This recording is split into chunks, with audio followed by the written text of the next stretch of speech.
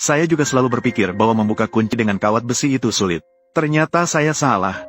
Sebenarnya, selama kita memahami prinsip struktur dari inti kunci, kunci kombinasi juga bisa dibuka dengan mudah. Pertama-tama lihat prinsipnya sebelum praktek. Yang paling penting dalam inti kunci adalah bagian yang disebut komponen kecil yang bernama pin.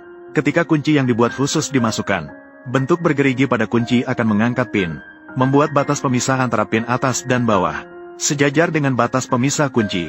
Selanjutnya, inti kunci dapat berputar bebas.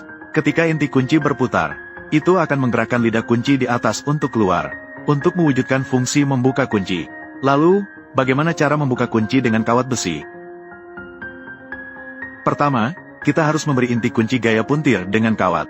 Kemudian, gunakan ujung kait untuk memutar pin dengan lembut. Dengan menggerakkan kawat sedikit ke atas, bawah, kiri, dan kanan, sehingga posisi pin dapat berubah, mencapai keadaan yang sama seperti saat membuka kunci. Dan saat memutar pin, kita akan merasakan sedikit gaya dorong kembali.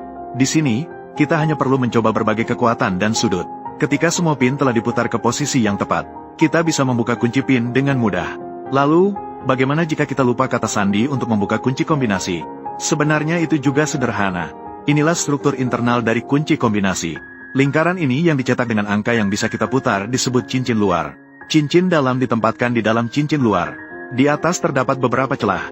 Ketika memutar angka pada cincin luar, celah di cincin dalam juga akan ikut berputar. Ketika semua celah sudah sejajar dengan tanda di pengait kunci, kunci baru bisa dibuka. Lalu bagaimana jika lupa kombinasi? Pertama, kita menarik lembut lidah kunci dengan satu tangan. Jaga agar ada gaya tarikan. Buat kunci siap untuk terbuka kapan saja.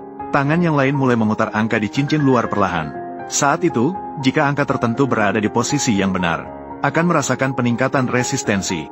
Ini karena celah di cincin dalam sejajar dengan inti kunci. Dengan cara yang sama, rasakan titik-titik dengan resistensi yang tersisa. Setelah berhasil membuka setiap angka yang sesuai pada cincin luar, kita bisa membuka kunci tersebut. Setelah melihat, apakah kamu sudah belajar?